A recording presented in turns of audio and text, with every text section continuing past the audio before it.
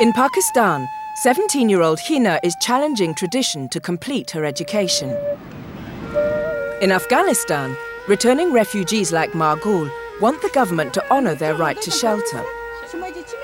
In Kenya, Rose, who's HIV positive, is championing widows' rights to independence. And in Nigeria, market trader Tematayo is demanding the government acknowledge her worth as a successful businesswoman. Hina, Maa Gul, Rose and Tematayo are just 4 of the millions of women that 179 leaders at the International Conference on Population and Development set out to help 10 years ago in Cairo. They signed agreements linking women's rights to the reduction of poverty. Rights including receiving the same education as boys, playing a full part in economic life, being free from all sexual discrimination and violence, and having basic shelter. In the first of 2 programs on the 10th anniversary of the Cairo Conference, Life visits women in 4 countries to explore what has and hasn't changed.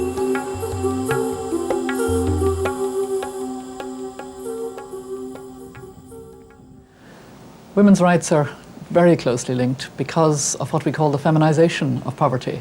The majority of those living in poverty, the majority of those living in refugee camps, the majority who are trying to cope on $1 a day are women, are families headed by women. 10 years after Cairo, there's been huge progress, but it's been uneven. Over half of all countries have adopted laws on women's rights, ratified United Nations conventions, or established national commissions for women. While many countries have introduced laws to prevent violence against women, these are often not enforced. Only 42 countries have increased public spending on schools, and only 16 have increased the number of girls' secondary schools. In Pakistan, despite girls' literacy increasing by 8% in the last 10 years, 1 in 2 girls are still illiterate. Purdah, the practice of secluding women from the gaze of unrelated men, can confine many young women to their homes, uneducated, unable to contribute to their wider community.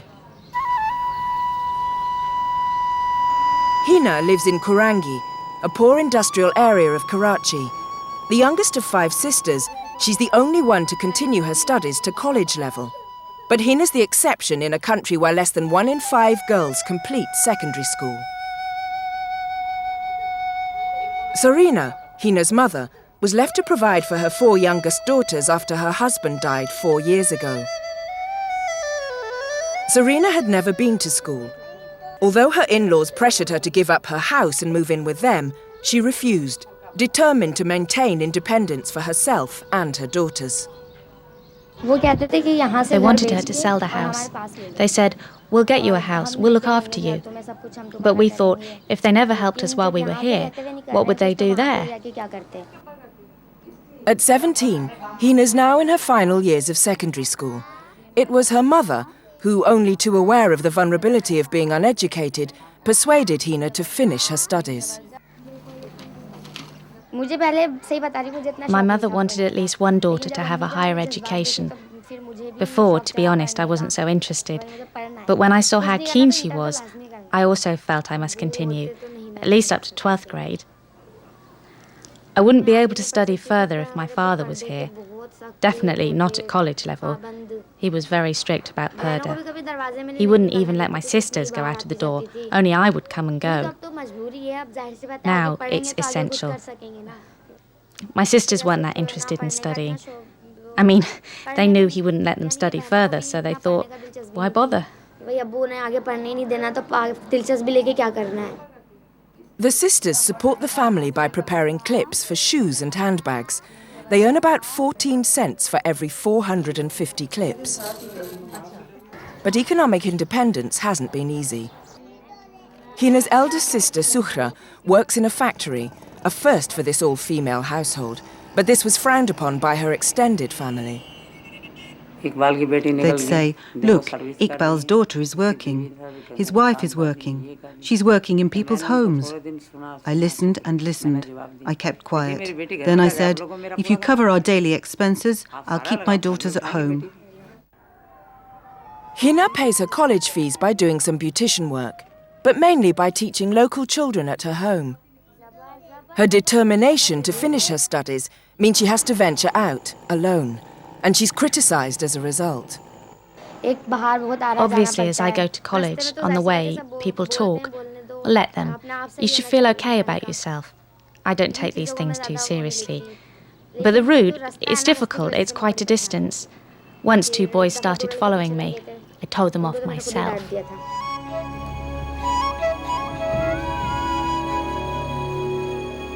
I want to do something which will be of benefit to me and others, like teaching or doing some beauty parlour work. I mean, so I can save up and open a school.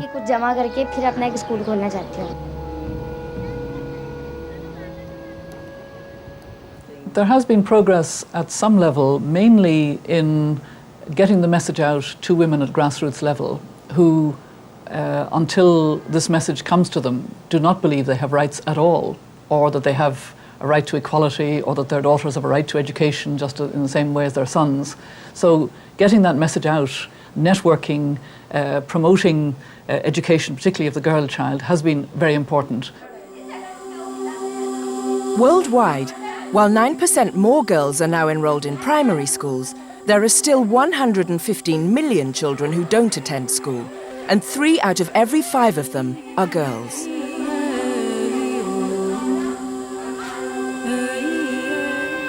In Afghanistan, women are fighting for something even more basic: the right to shelter.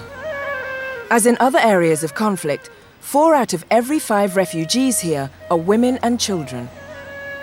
Since the ousting of the Taliban regime and the conflict in 2001, over 3 million Afghans have returned home. In the last 4 months alone, 100,000 refugees have returned, mostly from Iran and Pakistan. Some have been away for many years. When I left, I was 4 years old. Now I have 2 children. We have nowhere to live. Since Thursday, we have been in a lodging house with strangers. We have no money to rent a house. Most returning Afghans head to the war-torn capital, Kabul, but the city's still in ruins, unable to cope. Our biggest difficulty is we don't have anywhere to live. We don't have a bathroom. We don't have any of the essentials that we need. Nothing at all. There's massive reconstruction of Kabul underway, but the population has now tripled in size to 3.5 million, and many families find themselves homeless. Many refugees, indeed, have no house anymore. Their house has been destroyed, or their house is too small, because when they left, the families were much smaller. In Kabul, we have helped 1,500 families rebuild their house. And we believe that in Kabul city, the housing problem should be resolved through a much broader development plan based on large housing schemes. Since the conflict, many women returning to Kabul are now left responsible for their families. They have no other option but to build their own basic shelters. Hello there. How are you? What are you doing here? We're building our house. Why don't the men in your family do this work? There aren't any, so we have to work. I've just come up to the top of the hill to find a place to live. Our children are sick, and the other people here don't want us to stay. The problem is that houses built by refugees like Maa Gul are outside the official rebuilding zone for the city, and the authorities react by pulling them down. Afghanistan's new constitution states that there should be no discrimination between men and women, but it's going to be years for the message to take root. It's my experience, even in the most difficult circumstances of post-conflict and refugee camps, in Afghanistan where I was as High Commissioner, that women now are insistent that their rights will be fully honoured and carried through. What there isn't is the broader political will. You still have the tribal chiefs, you still have the male power structure, and it is a power structure. So we have to change the power relationships, and that means we have to educate and support women financially, empower women. But to balance the power relationships, women need the support of men. In Kenya, the scales are still tipped in favour of male dominance. It's 10 years since the Cairo International Conference on Population and Development. What difference has there been in improving women's rights? In Kenya, the balance of power still rests with men. Wife inheritance is an age-old custom in the Lake Victoria Basin, Western Kenya. The practice of another man taking on the role of husband to a newly widowed woman was originally meant to provide security for both her and her family. But now there's widespread abuse of this practice, and many women are refusing to be inherited, with harsh consequences, including violence, ostracism, and losing all their rights to land and property to their late husband's family. I may not plant or have a shamba in the same area in their land, and I can't go to somebody's house, even the mother-in-law, because I'm not inherited. Another thing, I can't maybe enter a homestead, another homestead, apart from our homestead within this area. And I can't eat with somebody, maybe mother-in-law or sisters-in-law or brother-in-law. To formalise inheritance, women have to have sex with their inheritors. In a country where 1 in 8 people are HIV-positive, the pressure on women to be inherited significantly increases the risk of infection. Violence means infection against women's will. It means women are victims of being, as you say, ejected from their household, of being blamed for the infection, of the husband who becomes ill and they become a pariah in their own family. And so we need to recognise the extent of this problem, notwithstanding world conferences like Cairo and Beijing. It's not a problem that we're getting on top of. The UN Population Fund reports in sub-Saharan Africa that 6 out of 10 new HIV cases are women, and they are 4 times more likely to become infected than men. Widowed, as well as being HIV positive, Rose wanted to prevent spreading the disease further. Although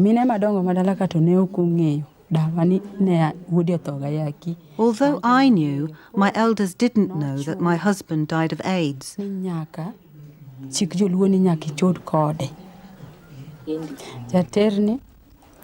They insisted that I was inherited.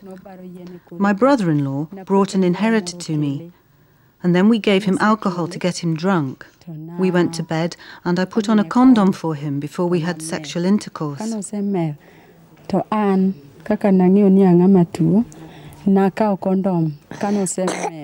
My son later warned me about having a relationship with the inheritor, because in our neighbourhood, another widow had died of AIDS after being inherited. Judith and Rose's experiences reflect the abuse of this once supportive custom, denying widows the right to choose whether to remarry or not, and increasing HIV-related violence towards women. Violence the Cairo Agreement sought to eradicate. But despite ostracism by their in-laws and local communities, widows themselves are now forming groups to provide vital emotional and economic support to each other and their families.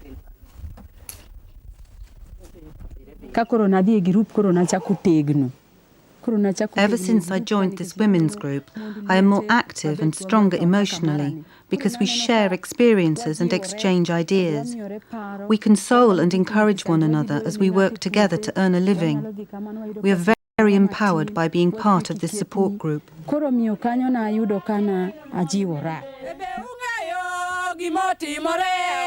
There hasn't been enough attention to the importance of changing the property law and inheritance so that women have assets that can ensure a sustainable income, that can help them at times of crisis.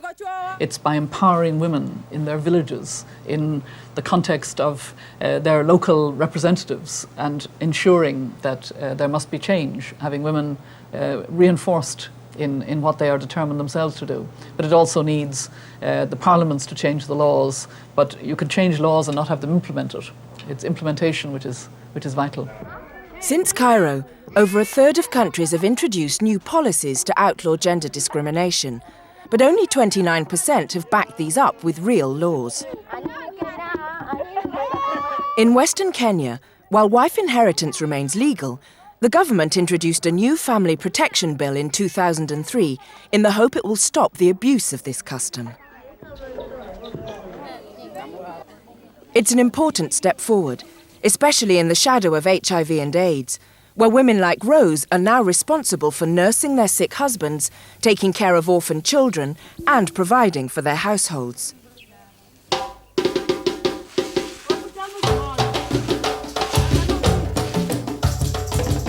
In Nigeria, another sub-Saharan country, women entrepreneurs are often the mainstay of their local economies, even if their economic contribution is not formally recognized by the government. In the busy markets of Lagos, Nigeria's capital, Tematayo Konu is one of hundreds of merchants who control tens of millions of dollars worth of trading across Africa. They're known as Mama Benz in Francophone Africa because of their penchant for driving Mercedes-Benz cars. In Nigeria, they're called Cash Madam. 6 years ago, former lawyer Madam Konu established her first stall in Okorin Market. She's now reached the top rung of the country's dynamic informal sector, distributing locally manufactured and imported goods across the continent. I have 2 shops in Okorin like this. There's one just about 2 doors away. I have another one in Mushin, and there's a 4th one in a place called Trade Fair. These are all products which are very, very fast moving. And in the next 2 days, you won't find anything here. The shop is going to be empty. Multinationals like Nestlé, Cadbury and Coca-Cola access Africa through these market women's expansive distribution networks. We do as much as 150 million in a month. So we have a lot of customers who buy goods from us from all our locations. Generally, we bring out all our reports, our expenses, everything is imputed into the system. Half of Nigeria's small businesses are run by women, most in the informal sector. In Okorin Market alone, there are at least 8 women traders running businesses with equivalent turnovers to Tematayo's. Madam Konu argues the government won't formally recognise the contribution they make to Nigeria's GDP because they operate in the markets where a third of all activities are unaccounted for. But local banks are eager to do business with these successful women. This sector of the economy is not recognized. We are not protected in any way. You recognize the importance. And that is why today you have more than 50 different commercial banks in this market. They recognize that, but the government does not. And so we are very, very vulnerable. I think definitive factors about the informal sector is the fact that they seem to be beyond government regulation. They seem to be beyond the arm of the law, particularly in terms of taxation. Because they are hiding, they cannot now come out and complain because they're trying to hide their income from the due taxes that they should pay on it. I pay tax for the company. I pay individual tax. We want to be able to do our business in a very conducive environment. We don't want all of this harassment. The government should come into the market and make friends with the market women. There are many educated market women out here in the market today. Whether they strictly pay taxes or not, the actual benefit is enormous. The research has shown that women are different kinds of consumers when they earn their livelihood. They invest more in their children, they invest in education, they invest in health of their children, and it's part of public goods, if you like. They're more likely to be nurturing in that way, in a way that is actually also good for the wider family, community and economy. Madam Konu's registered company has an annual turnover of around 1 billion naira, 7.5 million US dollars. But she says it's not only financial gain that drives her. I am interested in developing and bringing up the youth so that they can be useful to themselves in the future. We have a problem now in this country whereby when they graduate, there's no job. And what I'm trying to do and to impart to them is that you can actually be anything you want to be. Tematayo and her fellow businesswomen want the government to officially recognise their contribution to the country's national wealth. In the last 10 years, under half of all the countries who signed the Cairo Agreement report they've made it easier for women to participate in economic life. It's only by maximising the potential of the population as a whole that you will get full development and indeed sustainable development. What I think is still evident is that in the international financial institutions or in government, there are not enough women who are leading the financial portfolios and who are able to make those connections effectively. 10 years on from the Cairo Conference, priorities still include giving girls the same education as boys, reducing discrimination in employment, property ownership and inheritance, increasing the number of women in government, and eliminating violence against women and girls. That women's rights are absolutely central to a better situation for human rights generally. They are at the coalface and they are not secure. And therefore we need a mobilised, aware women's movement worldwide. I think it's important that women and men work together in a very supportive way on this.